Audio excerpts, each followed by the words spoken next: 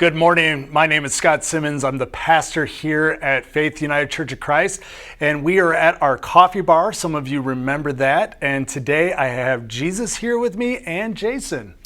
Hey everybody, it's good to be back. And as many of you know, I was waiting my son, and he was born just 2 weeks ago. He came 2 weeks early. Congratulations. So, yeah, man, it's good to be a dad. We like to start off each service by saying that no matter where you are on life's journey, you are welcomed in this church. So whether you lean liberal in your politics or conservative, whether you're gay or straight, new to church, or you've been going to church your whole life, we are glad that you are here with us today. So if it's your first time checking us out on the internet today, we've got a little new here form just right below. It's just a link that you can click on. And it's just a way for us to help get connected to you. We started some small groups here outside, socially distanced, last week. Those went good, the ones that were able to meet, and there's still time to get connected with one of those groups. You can just reach out to me or Ryan directly, and we'll invite you to one of those groups. They're on Monday nights and Wednesday nights and Sunday mornings. I was really looking forward to that 95-degree sunshine small group. It's a little hot, but it's worth it. Hoping to hit 100. So just a reminder, we've got our food pantry the first and third Saturday of each month.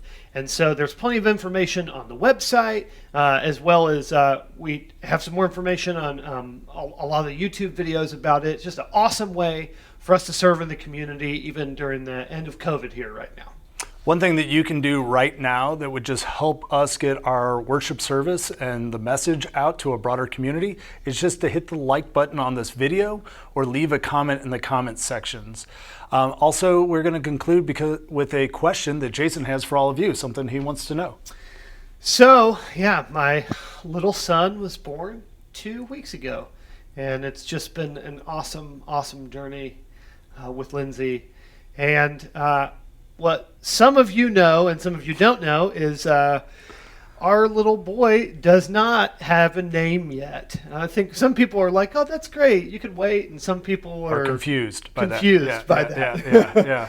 So anyways, we know how much everybody loves commenting on social media on things. And so today's the question of the name. What should we name our baby boy? We have some names we have yet to share. But we will let you leave a comment in the section below. Your names for Baby Barry is his nickname right now, Baby Barrows. I vote for Tychicus. Thank you for joining us in worship. We got some great music for you today and a helpful message.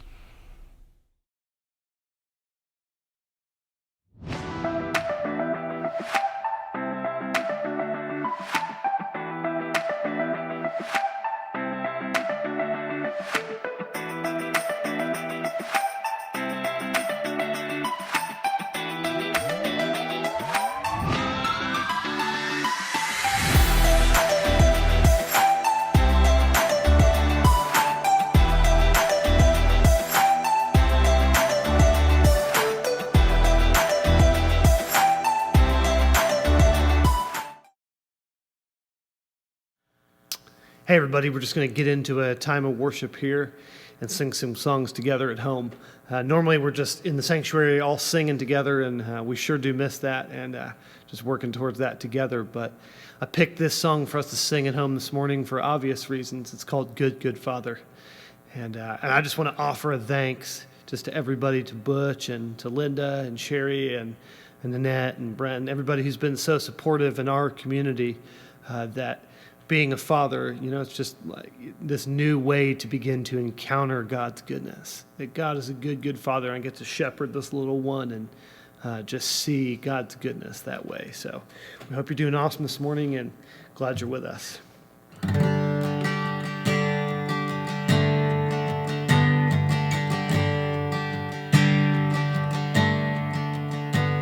Oh, I've heard 1,000 stories of what they think you're like, but I've heard the tender whisper of love in the dead of night, and you tell me that you're pleased and that I am never alone. Let's sing it. You're a good, good Father. It's who you are. It's who you are. It's who you are. And I'm loved by you. It's who I am. It's who I am. It's who I am. Oh, I've seen many searching for answers, far and wide, but I know that we're all searching for answers. Only you provide, 'cause you know just what we need before we say a word. Let's sing it.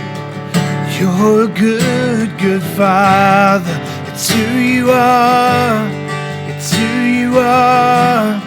It's who you are. And I'm loved by you. It's who I am. It's who I am. It's who I am. You're a good, good Father. It's who you are. It's who you are. It's who you are. And I'm loved by you.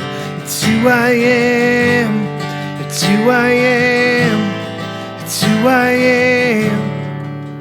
You are perfect in all of your ways. You are perfect in all of your ways. You are perfect in all of your ways to us. Let's sing that chorus one last time. You're a good, good Father. It's who you are. It's who you are. It's who you are. And I'm loved by you. It's who I am. It's who I am. It's who I am.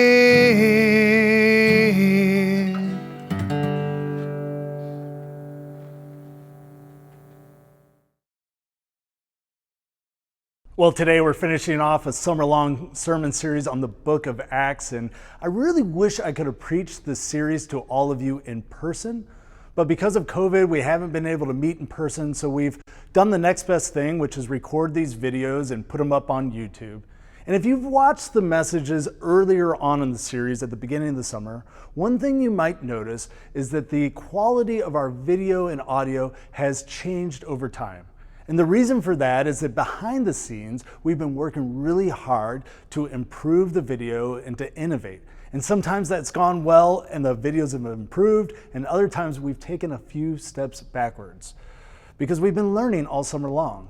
In fact, at one point in time, we got a brand new camera. Our camera got stolen, unfortunately, when the church got broken into, and then somebody gave a really nice donation and we bought this sweet camera, but it took us several weeks to learn how to use it. And all summer long, we've been just working really, really hard to try to produce the best quality videos so that people can engage with the text and hear the message.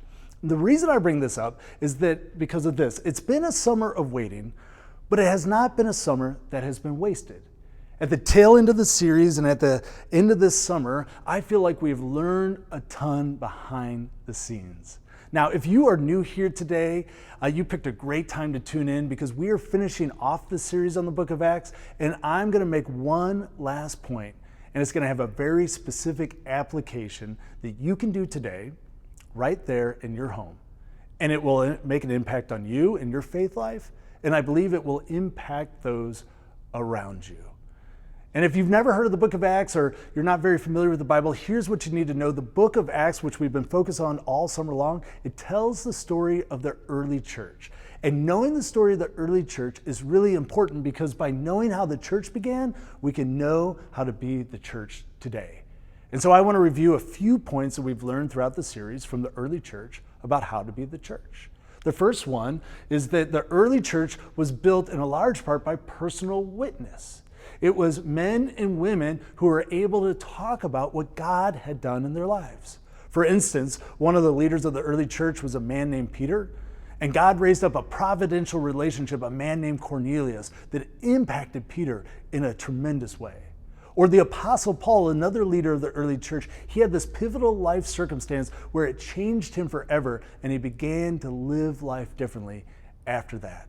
Another practice of the early church was the care for the poor. Right from the beginning, the church started to take care of the vulnerable people in their community.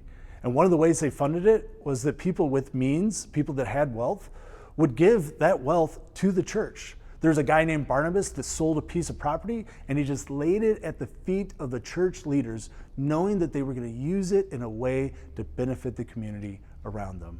A third practice was the practice of gatherings, and sometimes they would gather in large gatherings, but most of the time it was small gatherings, which is kind of good news for us right now as we are not meeting in large groups, but we can still meet in small groups. In fact, this past week, we started a series of small groups, and if you'd like to participate, just contact me. It's not too late to get together. Now, the fourth thing that we're going to talk about today is something that if the church didn't do this, I don't know if the church would exist in the way it exists today. It's that important, it's that influential. And to get at this fourth thing, I want to take us to the 28th chapter of the book of Acts, the final chapter in Luke's account of the early church. And the story begins right here. He says, and so we came to Rome, the we being the Apostle Paul, Luke, the writer of the book of Acts, and a few other people. The brothers and sisters there had heard that we were coming, and they traveled as far as the Forum of Appius and the 3 taverns to meet us. And if you were here with us last week, you would know that Paul and Luke and the others, they had just been on this long journey that started down here in the port city of Caesarea, went all the way along here where they hit a storm and it knocked them off course. They were shipwrecked, and they ended up going to the island of Malta. They were shipwrecked there, and they went on the island of Malta, where they spent 3 months just waiting out the winter. Eventually, they got a new boat, and they headed up to Rome. And so they finally arrived. And Luke says this. He says, at the sight of these people, the locals who come to see them, Paul thanked God and was encouraged. And Paul has been through it all, and he's one of the most resilient and toughest Christians of probably all of history. But let's just get real.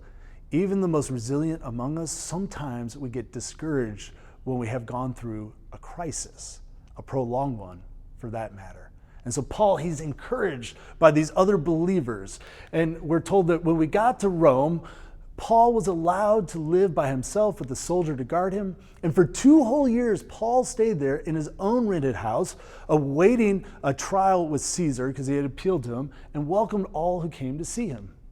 And he proclaimed the kingdom of God and taught about the Lord Jesus Christ with all boldness and without hindrance. And it's right here that Luke ends his account of the early church, the book of Acts.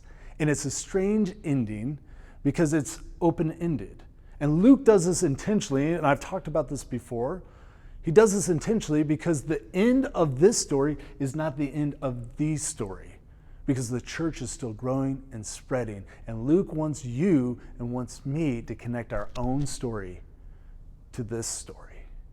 Now, I want to go into some of the details that were embedded in what I just showed you to get to this point that I'm driving at today and land at this practical application that I'm going to ask you to participate in. Paul was in Rome for 2 years, and he's awaiting trial with Caesar. And some scholars believe he actually dies here in Rome. Others think that he gets out of prison and continues his ministry for several years and eventually gets rearrested and dies in Rome. He spent about 6 months at sea and then on the island of Malta. And then he spent 2 years in prison down in Caesarea because there was a corrupt Roman governor named Felix who held him in prison just to see if he could get a bribe from Paul. Now, he knew Paul could raise money because the whole reason Paul was in this region is he had collected money from the churches that he had planted and participated in, and he had brought it down to the church in Jerusalem, which was poor and enduring a famine, which is that second practice that the early church shows us of caring for the vulnerable people in one's community. And I show you all this to tell you this, that Paul spent 4.5 years waiting. 4.5 years. Not able to go where he wanted to go. Not able to see who he wanted to see. Not able to do the things he's used to doing. His life was disrupted for 4.5 years. And if you don't see the connection to your life, let me make it simple and plain for you. We're all in a period of waiting as well. With the global pandemic and not being able to go all the places we want to go, not able to see everyone we want to see, not able to do everything we want to do, life is disrupted. And for Paul, he spent 4.5 years waiting, but it wasn't time wasted. Because time spent waiting is only wasted when you waste it.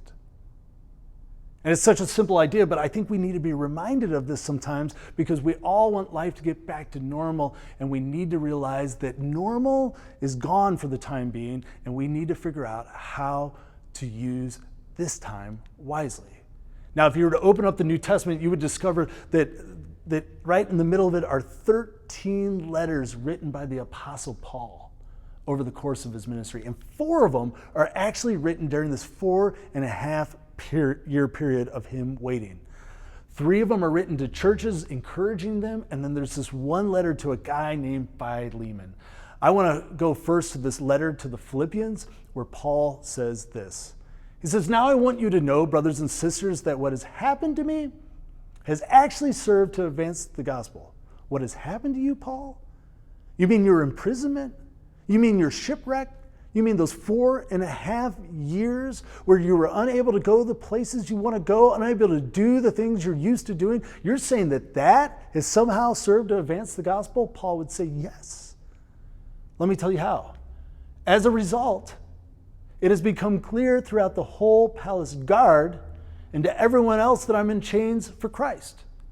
What Paul's implying here is that somehow, by the way that he carried himself, somehow by the way that he treated people, somehow by the way that he took the opportunities that were there, Paul was beginning to spread the good news and hopeful message of Jesus Christ to groups of people that he probably would never get to talk to. Even the palace guard is coming to know about Jesus Christ. And then he says something that's even cooler. He says this, "And because of my chains, most, not all, that's real life, but most of the brothers and sisters have become confident in the Lord and dare all the more to proclaim the gospel without fear." Why? Well, because the faithfulness of one person can strengthen the faith of another. And the way Paul was handling this disruption in his life, this period of waiting, it had this effect on people where Christ was becoming known and people are becoming more and more confident and more faithful. Let me talk about this in a slightly different way. You can divide your life up into 2 categories. There's the life you have lived and the life you think you will live. Or to use different terms, there's your current story and your future story. Your current story is all the life you've lived up until this exact moment. And then your future story is the story that you're telling yourself, whether conscious or unconscious, about how your future's going to go. It's going to be in these places, with these people, and these things are going to happen. We all have a future story. But we all have also this other experience, which is that of crisis. And when crisis comes into our life, it tends to destroy the future story. There was a car accident. There was a heart attack. A friend betrayed you. You experienced a divorce like I did. Something happens in your life, and the story that you've been telling yourself about how your life is going to go, it gets destroyed. And if you stay in that place too long, what happens is that a cloud of despair begins to hang over your current story. And you know what despair is, right? It's a lack of hope. It's a lack of a positive future. And because the future story you've been telling yourself is gone, some people just get stuck there and they never let go of that future story even though it's gone, and despair sets in. But the Apostle Paul, who's experienced a major disruption to his life, he is able to conceive of a new future story, one that is positive, and this allows hope to shine over his current story. And the thing that allows Paul to do that And the thing that will allow you to do that is the skill of faith. And we talked about this last week. Faith is the ability to do what you can do and trust God to do what only God can do. I like to think about it in terms of a percentage. I imagine that I control about 10% of my life. With all the things that can influence and impact my life, let's just say it's 10%. That means 90% is beyond my control, and faith is learning to allow God to control the 90, just trust God with that, and then to take control and responsibility for the 10% that is within my grasp. Sometimes, because of circumstances that are so extreme, your 10% really is only the way you think about it and the way you frame your life. Sometimes there's no action to take, but it's just the way we begin to think about our circumstances. Look at how Paul thinks about his circumstances while in prison. I eagerly expect and hope. What grounds does Paul have to have this expectation and this hope? Well, if you looked at his circumstances, not a whole lot. But he says, I eagerly expect and hope that I will in no way be ashamed, but will have sufficient courage so that now, as always, Christ will be exalted in my body, whether it's by life or by death. Paul would say, I can't control whether I'm going to be freed. I can't control whether or not I will be executed here in Rome. But what I can control, faithfulness for me is to keep my hope and my expectations for my future story. And that impacted the people around him. It spread the good news of Jesus to unlikely individuals. Paul's faithfulness was strengthening the faith of those around him. Now, I want to just take a few moments to tell you about Philemon, because it's the shortest letter that Paul writes, but it's by far not insignificant. In fact, what happens in Philemon is unbelievable, and the fact that Paul is writing this from prison, all the more. So I'll show you just a couple verses of what Philemon is about. He says, it is none other than Paul, me, Paul, an old man. I'm old by this point, and I'm also a prisoner, that I appeal to you for my son Onesimus, who became my son while I was in chains. Now, the backstory here is that Onesimus was Philemon's slave. And we think that he ran away at a certain point and perhaps came to Paul for some help. And in that relationship with Paul, he ends up becoming converted and becomes a transformed Christian. And now Paul is writing Philemon, and here's his request. This is unbelievable. Perhaps the reason he, Onesimus, was separated from you, Philemon, for a little while was that you might have him back forever, no longer as a slave, but better than a slave, as a dear brother. Because you, Philemon, you're saved and changed by the same thing that has saved and changed me. And it's the same thing that has saved and changed Onesimus. It is God's grace. And in light of God's grace, everyone is on the same level. And if you let the transformative power of God's grace into your heart, it will change the way you think about yourself, the way you see others, and the way you treat others. And Philemon, I'm telling you, there's something better than having him as a slave. Welcome him back as an equal. 4.5 years the Apostle Paul spends waiting in prison, but it's not time wasted. He writes 3 letters to encourage the churches in various places, and then he writes a letter to help reconcile a relationship. So I want to ask you about you and your church. Because, like Paul, you're in a season of waiting. And we, as a church, we're in a season of waiting. And the question, and it might be a little bit uncomfortable, but the question that we all need to ask ourselves is, are you wasting this time? Or are you using it wisely? Just because you're not able to come here on Sunday mornings as you're used to doing does not mean there isn't opportunities for you to grow in your faith. Just because you can't be in physical contact with the people that you're used to be in physical contact with doesn't mean that there's not ways for you to encourage them and to build them up. Are you using this time wisely, or is it being wasted? Which brings us to this fourth practice that the early church engaged in that was so key to building up the church, and that was the practice of writing letters. If you were to open up your New Testament, the first 4 books are the accounts of the life of Jesus: Matthew, Mark, Luke, and John. Then we get the book of Acts, which is Luke's account of the story of the early church. And the rest of the New Testament, the rest of the 27 letters, are letters. And so I'm going to ask you to write a letter to someone. Somebody in your church. If you're part of our church, think of somebody that like you haven't seen in a while. It doesn't have to be somebody that you're close to or you know very well, because all you're going to do is just write them a letter, say, hey, I'm thinking about you. I wanted to encourage you. I miss you. Can't wait to be back together. Whatever you want to put, but something simple. But the practice of writing a letter to someone is going to do something for you, and it can do something for them. The thing it'll do for you is it allow you to be intentional about your faith, to own your 10%, to do something you can do. And the other person, well, we all need some encouragement, don't we?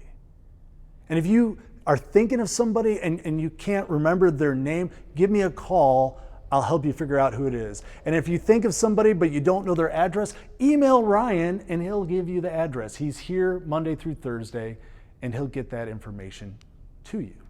And if you're not part of the church, you can still do this. You can think of somebody. And if you're having a hard time, just stop in an attitude of prayer. Just say, God, show me who you want me to reach out to. And you'll get somebody. And then just write them a brief letter of encouragement. Think about this, church. If we were to all do this, we would be encouraged in the midst of this time. And we would take that little step to make sure we continue to do the things we can do to be the church even during this time of waiting. Because time spent waiting is only wasted when it's wasted, but the faithfulness of one person can strengthen the faith of another.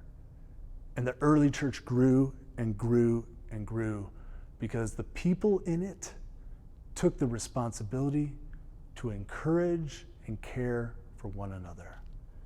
If you allow me to, I'd like to pray for you.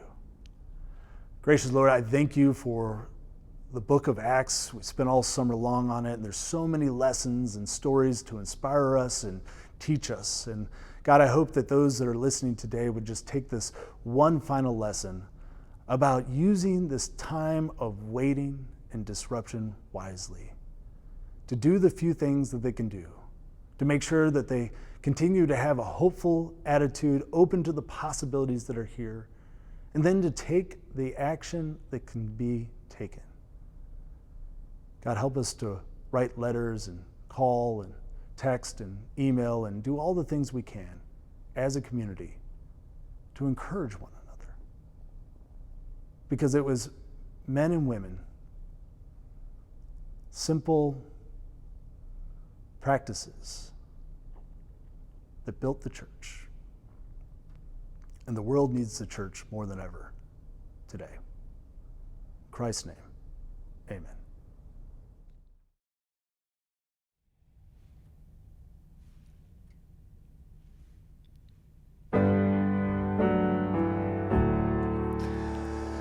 Come thou fount of every blessing, tune my heart to sing thy grace.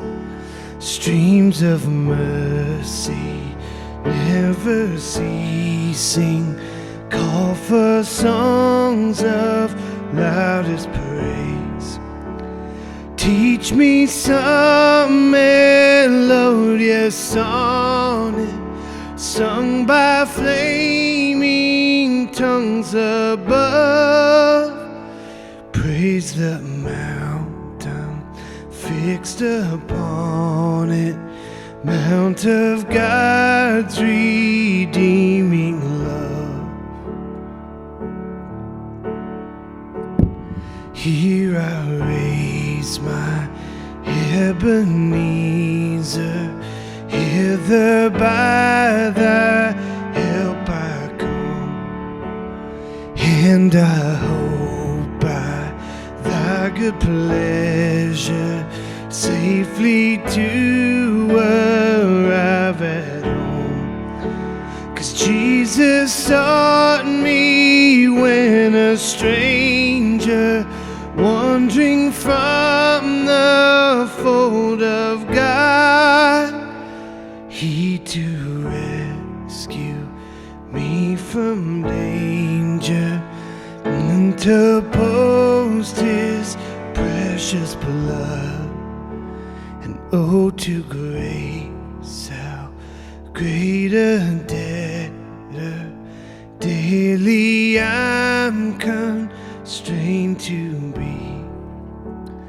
Let thy embrace now, like a fetter, bind my wandering heart to thee. Prone to wander, Lord, I feel it.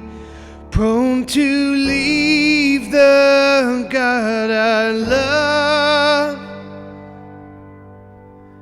Here's my heart, Lord, take and seal it for thy courts above.